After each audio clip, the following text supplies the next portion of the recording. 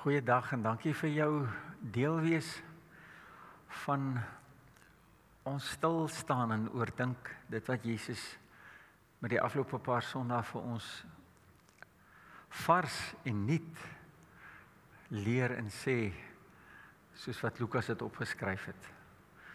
Ons is besig met die reeks uit Lukas en my ervaring is elke keer as ons verder lees, raak sy woorde meer intens, hoewel dit so bekend is.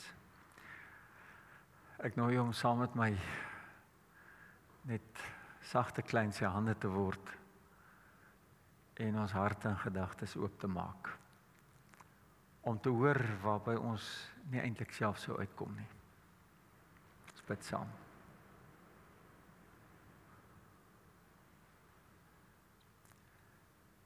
Here Jesus,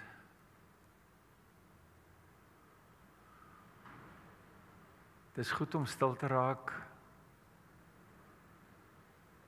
en om my eie stem te hoor sê, Here Jesus, wat my herinner dat U meer is as ek. Dat U koning oor my lewe is, maar koning wat vriend is. Wat U liefde aan my verklaar het, wat U self aan my verbind het. Wat die lewe wat U deur my wil leef, vir my voorgeleef het. Ek sê dit saam met nou saam met almal wat saam met my stil word, omdat U woorde met tye vir ons kan oorweldig. As ons uit die oog verloor wie U is. Dankie dat ons so broos, eg, eerlik voor U kan wees. Dankie vir die lewe, 'n lewe saam met U, waarvan U ons klaar deel gemaak het. En dankie dat U die een is, en U werk in ons, en U woorde in ons, wat ons lewe hier op aarde 'n totaal ander dimensie gee. Dankie Heilige Gees, dat U Christus, Jesus, en die Vader vir ons 'n werklikheid maak. Doen dit ook nou, wanneer ons hierdie woorde lees. Amen. Ek lees Lukas 6 van vers 27. Dis die volgende woorde waar Jesus baie praktiese riglyne begin gee om vir ons in te lei om waar te leef dit wat hy hier op aarde kom begin doen het, kom vestig het, en dit is sy koninkryk, 'n nuwe manier van bestaan. Verlede week was sy fokus om ons uit te nooi, om ons verknogtheid aan besittings te laat gaan en die wete dat hy sorg. Nou kom praat hy met ons oor ons verknogtheid, oor hoe ons dink, oor ons verhoudings met ander. Vers 27. Maar as julle gewillig is om te luister, sê ek, julle moet julle vyande lief hê. Doen goed aan die wat julle haat. Seën die wat julle vervloek. Bid vir hulle wat julle seermaak. As iemand jou op die wang klap, draai ook die ander wang. As iemand jou bokleed vra, bied ook jou onderkleed aan. Geef wat jy het aan enige iemand wat dit van jou vra, en as iets van jou weggeneem word, moet dit nie probeer terugkry nie. Doen aan ander wat jy wil hê hulle moet aan jou doen. Dink julle is verdienslik as julle net die liefhet wat julle liefhet? Selfs die sondaars doen dit. En as julle net goed doen aan die wat aan julle goed doen, Is dit dan so wonderlik? Sondaars doen dit ook. En as jy geld leen net aan die wat jy kan terugbetaal, is dit iets besonders? Selfs sondaars leen aan sondaars om die volle bedrag terug te kry. Nee. Julle moet ook julle vyande lief hê. Doen goed aan hulle. Leen aan hulle. En moenie bekommerd wees dat hulle julle dalk nie kan terugbetaal nie. Dan sal julle beloning in die hemel baie groot wees. En julle sal werklik optree as kinders van die Allerhoogste. Want hy is goed vir die ondankbares en die slegtes. Julle moet barmhartig wees, soos julle Vader barmhartig is. Hou op om ander te oordeel. En julle sal nie geoordeel word nie. Hou op om ander te kritiseer en julle sal nie gekritiseer word nie. As julle ander vergewe, sal julle vergewe word. As julle gee, sal julle ontvang. Julle gawe sal na julle terugkom in volle maat, ingestamp, geskit, om plek te maak vir meer, tot oorlopends toe vol. Met watter maat julle ook al meet, klein of groot, dit sal gebruik word om te meet wat julle sal terug ontvang.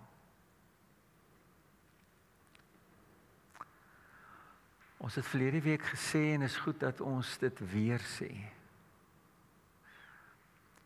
Jesus se woorde kan ons net verstaan, kan ons net op 'n manier klein kry, as ons onthou, hoe het hy sy bediening op aarde begin?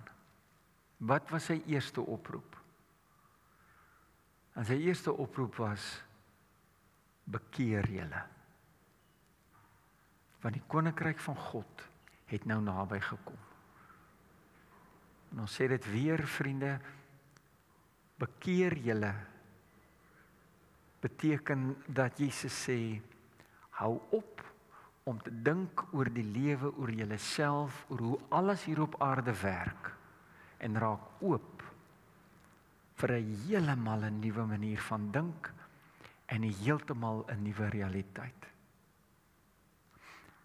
Want eers as jy dit doen, kan jy inbeweeg in die gans ander nuwe wêreld, wat ek hier op aarde kom vestig en deur julle wil aanhou vestig.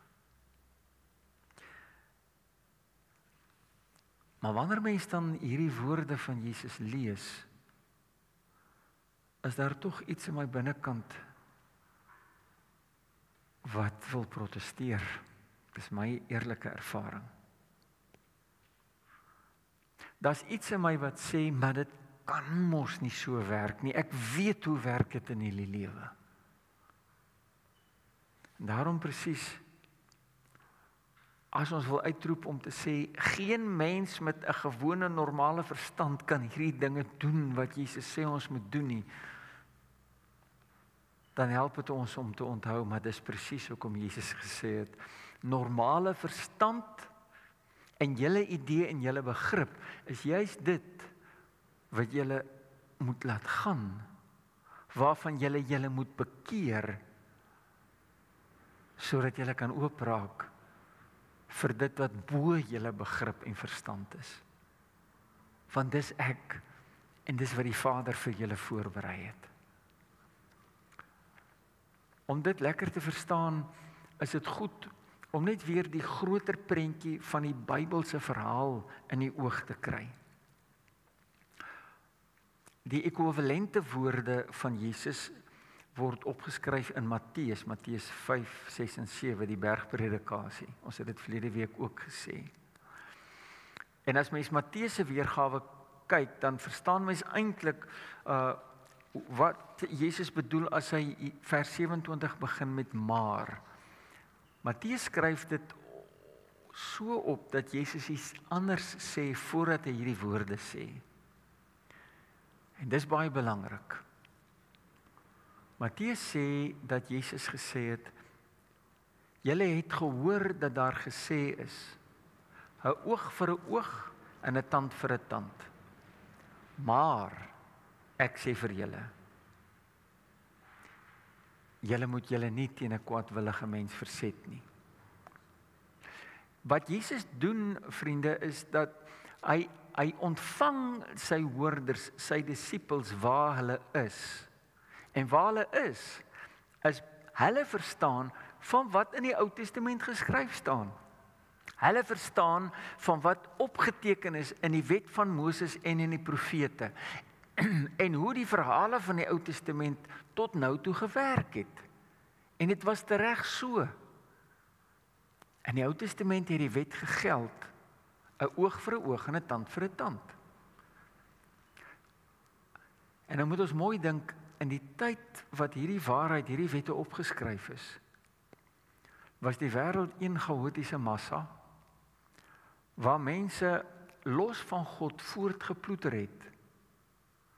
En dit het doodgewoon so gewerk, as een stammetjie oorhardloop in 'n ander stammetjie se skaap steel, dan reageer daai stammetjie deur nie die skaap te gaan terugvat nie, maar deur meer te vergeld in daai stammetjie sommer vrouens en kinders en almal uit te moor. Want survival of the fittest, dis die reël. En daarom in die Ou Testament, as God Israel sy volk afsonder, uithaal, slawe laat word om hulle te bevry en hulle in die beloofde land te gaan plaas om te sê, nou leef julle anders, is dit God se eerste ingrype om met die mensdom om pad te raak, om stuk vir stuk chaos in orde te verander, sodat orde kan uitloop op iets heeltemal nuut. Die koms van die koninkryk. En daarom sê Jesus, onthou nou, julle weet, in die Ou Testament is daar gesê, 'n oog vir 'n oog en 'n tand vir 'n tand. Jy vergeld in 'n gelyke maat. Maar vriende, dan ontwikkel God se pad met die mensdom op so 'n manier, dat God self sê, maar nou is dit tyd vir iets nuuts. Nou is dit tyd vir iets beter. Nou is dit tyd dat ek daardie woorde stop en self 'n aanpassing maak. God gaan self verby reg en geregtigheid en regverdigheid na iets nuuts, na genade, en hy moedig ons deur Jesus aan om nou dieselfde te kom doen. En hy kom doen dit deur Jesus. Daarom, vriende, is liefde vir Jesus altyd 'n werkwoord. Liefde wag nie vir die ander een om op te tree en dan te reageer daarop nie. Liefde gee die eerste tree. Liefde wen altyd. En Jesus kom leef dit waar en hy sê vir ons, dis nou die nuwe pad. Nie soos julle vroeër gedink en selfs geleer is nie. Nou is daar iets in my en jou wat sê, genade, wat 'n soort mens kan hierdie dinge doen wat Jesus vra? Daar's 'n woordjie in die Engels wat ek eintlik 'n mooi Afrikaans voorsoek. Die woordjie 'n pushover. Genade. Iemand wat die tweede wang draai. Iemand wat wanneer hy te nagekom word en besteel word, sê, vat dit maar, hier's nog vir jou. Dit klink al te veel na 'n pushover. Iemand wat nie persoonlikheid het nie. Maar vriende, as mens dieper dink, in ons ou manier van dink ruil, ons wêreldse manier van dink ruil, dan kom ons agter Jesus praat hier van iets en iemand anders. En hy kom beliggaam dit. Iemand wat by 'n punt kan kom om nie kwaad met kwaad te vergeld nie. Iemand wat kan sê, ek breek die siklus van haat en geweld. Ek bied nie weerstand nie. As juis iemand wat soveel persoonlikheid het, Soveel sekerheid in wie hy of sy is, so sekuur is in God se onvoorwaardelike liefde, so vol is van karakter, dat hy of sy deur hierdie optrede nie minder word nie, maar juis meer word. Want presies dit is wat Jesus vir my en vir jou gewys en waar geleef het. Toe Jesus sy lewe aan die kruis gee, onskuldig, en hy sê, Vader, vergeef hulle, want hulle weet nie wat hulle doen nie, was dit nie 'n daad van pappigheid nie. Hy was so geanker in die Vader se liefde. En hy was so radikaal gehoorsaam om hierdie siklus van geweld en dualisme en mense wat mekaar te nakom om dit te breek, dat hy die krag van liefde sigbaar gemaak het. En nou kom Jesus en hy sê vir ons, so breek my koninkryk deur. Ek het julle gewys, ek het julle bevry, soos ek is julle vas in God se liefde. Ek wil dit nou deur julle in julle omstandighede kom herhaal. En daarom sê Jesus, doen dit. Dit is belangrik dat ons agterkom hoe ons hierdie woorde van Jesus hoor, want ek vind in myself dat daar sekere woorde van Jesus is wat so bo my kop en my verstand is, dat ek vir myself sê, hierdie gaan ek nie doen nie, hy bedoel dit seker nie ernstig nie. En as ek dit nie doen nie, dan kan ek seker nog steeds hemel toe gaan. Terwyl die oomblik wanneer ek so dink en sê, dan mis ek presies dit wat Jesus vir ons op aarde kom doen het en waarin hy ons innooi. Kom ons raak bietjie net weer oop daarvoor. Wat is die gevolg wanneer ek en jy tog inbeweeg en hierdie woorde van Jesus ernstig opneem en begin inoefen en dit doen? Die gevolg van die uitleef van hierdie woorde, vriende, is letterlik die totstandkoming van 'n nuwe wêreld, van 'n nuwe manier van leef. Die wêreld gaan sedert die sondeval verstik onder hierdie realiteit en hierdie siklus van geweld wat gedryf word deur vrees, waarin ons aanhou sê, as jy dit aan my doen, dan doen ek dit ten minste aan jou terug. 'n Wêreld waarin ons eintlik werk met ek teenoor jou. 'n Wêreld van dualisme. 'n Wêreld waarin ek voel ek moet myself laat geld.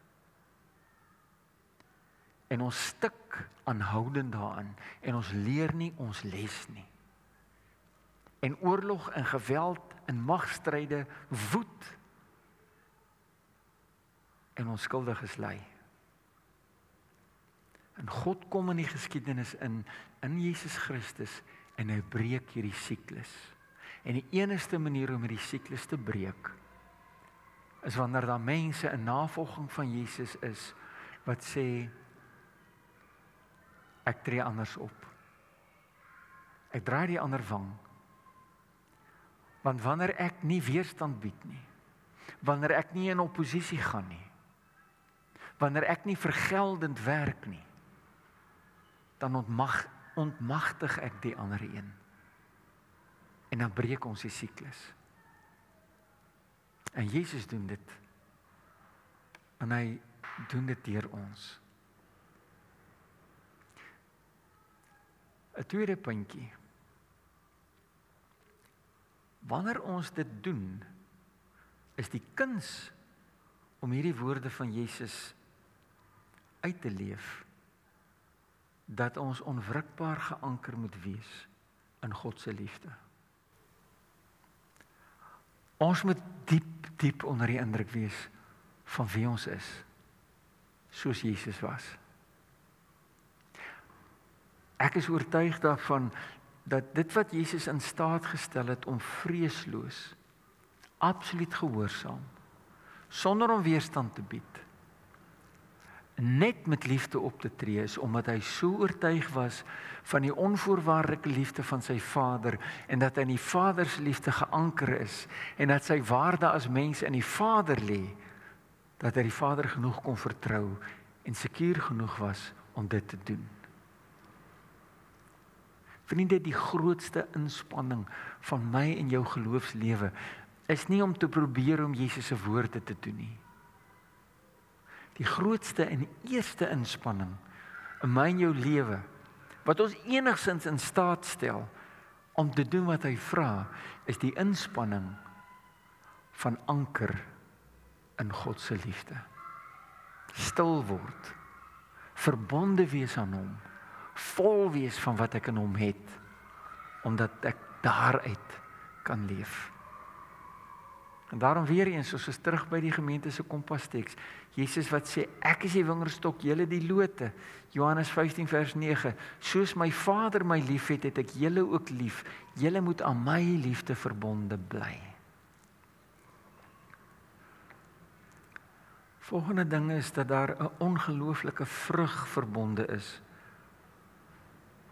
wanneer ons hierdie woorde kan uitleef.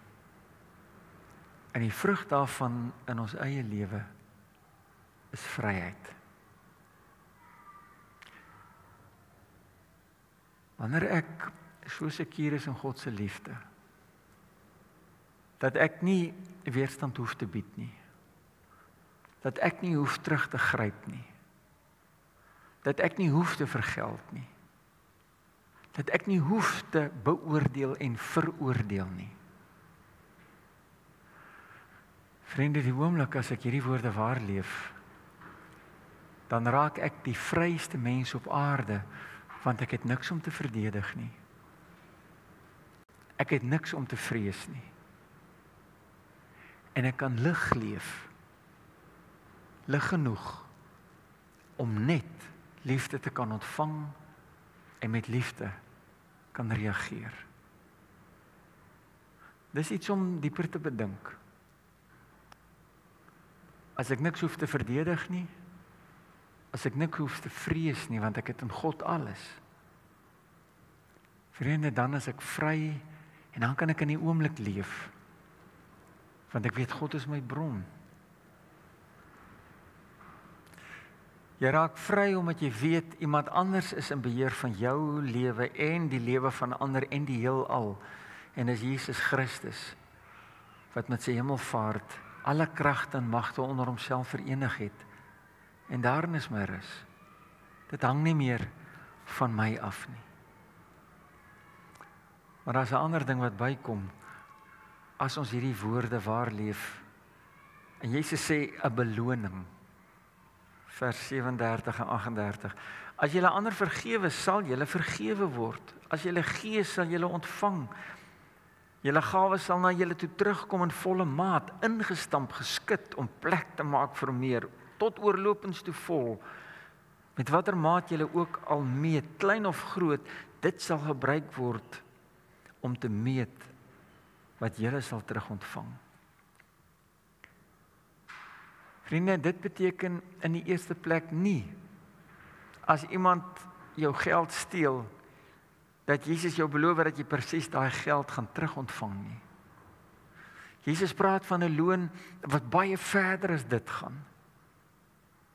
Dit is die loon dat ek vry raak, wanneer ek nie hoef vas te klou nie, wanneer ek nie hoef te veroordeel nie, wanneer ek kan vergewe, is die loon wat na my kant toe kom, na vryheid, liefde. Die vermoë om oop te raak en 'n kanaal te raak van God se liefde.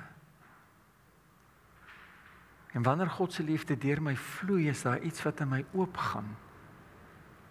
Is daar iets wat dit losmaak in ander rondom my, dat liefde na my terugvloei, en dat liefde die nuwe taal raak, wat 'n gemeenskap vorm, waarin ek tuis raak, en waar nuwe reëls 'n nuwe kragte, 'n nuwe waarheid sigbaar word. En ek is oortuig daarvan, dit is waarvan ons lees as die vroeë kerk, die eerste Christene, wat hierdie dinge begin waarleef, as Handelinge dit beskryf.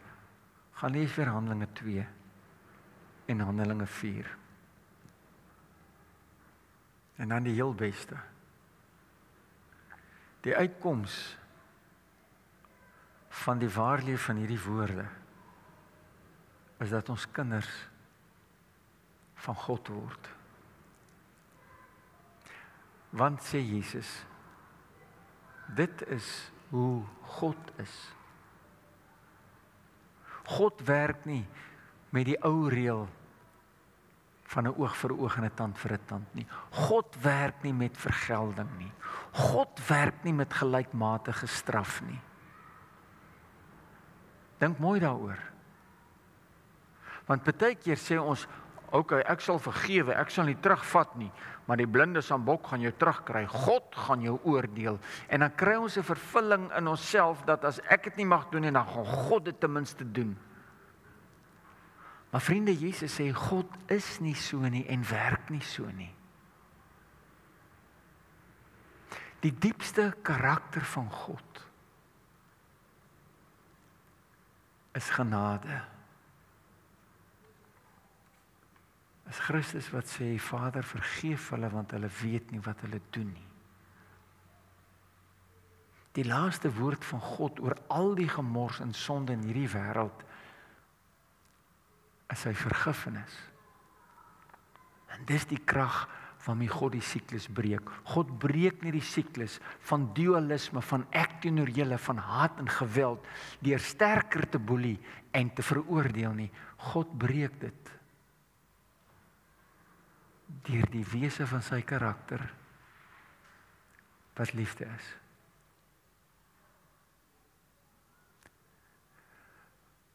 En wanneer ons oorweldig word met God se liefde, Jesus se woorde hoor, ons bekeer van 'n wêreldse manier van dink, ingetrek word in die karakter van God, en ons begin hierdie woorde doen, dan raak ons wat God ons oorspronklik gemaak het om te wees, Genesis 1 en 2, sy beelddraers. Ons maak ten diepste die karakter van God sigbaar in hierdie geskape werklikheid, en die koninkryk breek deur.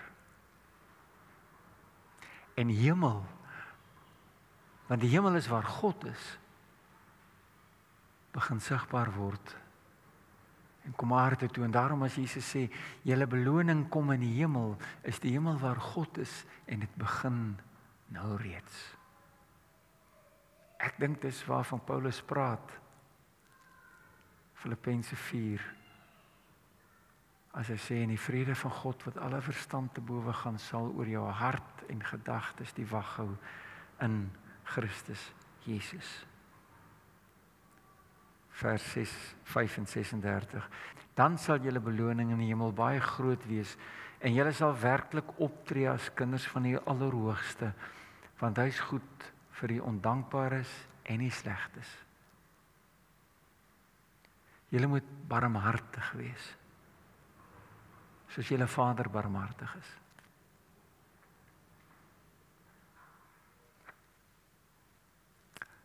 Ek nooi om te kyk na die foto nou op die skerm van hierdie vrou. Haar naam is Agnes. Kyk na haar gesig. Sy's 'n ouma en sy's 'n ma. Maar haar kind, haar dogter en haar kleinkind is wreed vermoor. En die moordenaar is gevang en skuldig bevind en lewenslang gevonnis. En Agnes het baie lank gesukkel om toelating te kry by die owerhede om die moordenaar van haar dogter en haar kind in die tronk te gaan besoek. In hierdie besoeke het gereelde kuiers geword.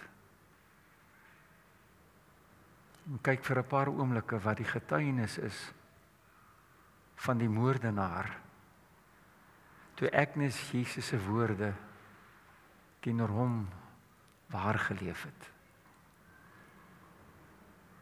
Kyk na die video.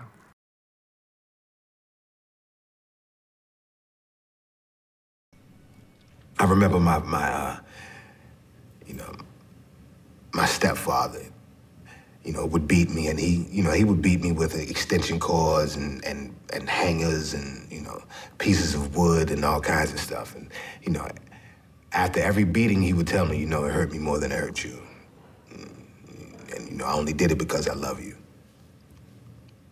It was kind of, it communicated the wrong message to me about what love was. So for many years, I thought that love was supposed to hurt. And I hurt everyone that I love. And I measured love by how much pain someone would take from me. And it wasn't until I came to prison in an environment that is devoid of love that I began to have some sort of understanding about what it actually was and was not. And I met someone, and she gave me my first real insight into what love was, because she saw past my conditions and the fact that I was in prison with a life sentence for murder, and not only for murder, but for doing the worst kind of murder that a man can do, murdering a woman and a child. And it was Agnes, the mother and grandmother of Patricia and Chris, the woman and child that I murdered, who gave me my best lesson about love, because by all rights, she should hate me.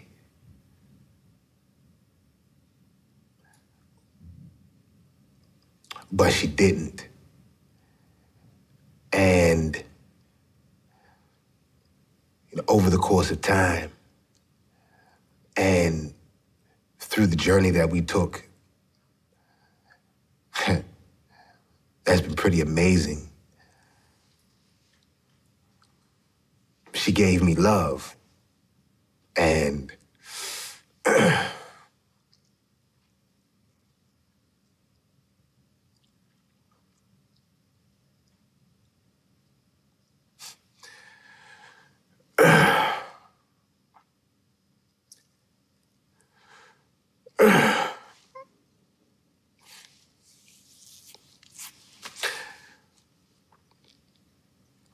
she taught me what it was.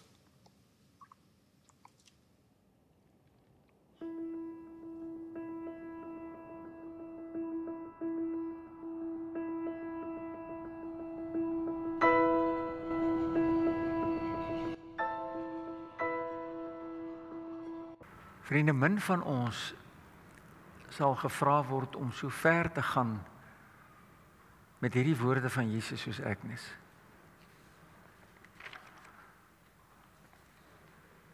Agnes se optrede kom onderstreep maar net soos baie ander voorbeelde dat daar nie 'n groter krag is as die krag van God se liefde, wat jy vra dat ons in die diepste duisternis so moet optree soos wat Jesus ons voorgaan en vra en sê met hierdie woorde van hom nie. Ons vyande lief hê, nie weerstand bied nie, maar met die krag van liefde anders op te tree. Daar is so baie op die spel. Vriende, ons eie lewe van vryheid en ons tuiskom in God se liefde, in 'n bekering wat ons vrymaak om agter te kom, anders dink, die koninkryk is die alternatief. Wat op die spel is hemel op aarde, en dat ek en jy 'n kanaal word van God se liefde, sy koninkryk. Wat ek jou nooi om hierdie week maar weer saam met my te bedink. Wie ervaar jy tans as 'n vyand? En hoe help Jesus se woorde jou om op te tree? Teenoor wie dra jy 'n wrok? Omdat hy of sy jou iets van een of ander aard skuld. As dit nie goed is nie, dalk 'n verskoning. Wat is die effek daarvan in jou lewe? Waartoe nooi Jesus jou uit? Teenoor wie voel jy krities? Omdat hulle nie reg doen of optree soos wat jy glo reg is nie. Soos wat jy dink God wil hê hy of sy moet optree nie.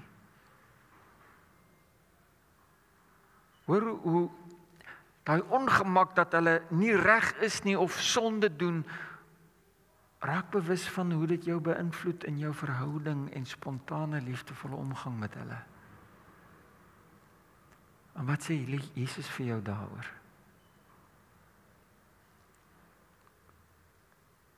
Vir wie moet jy dalk vergewe?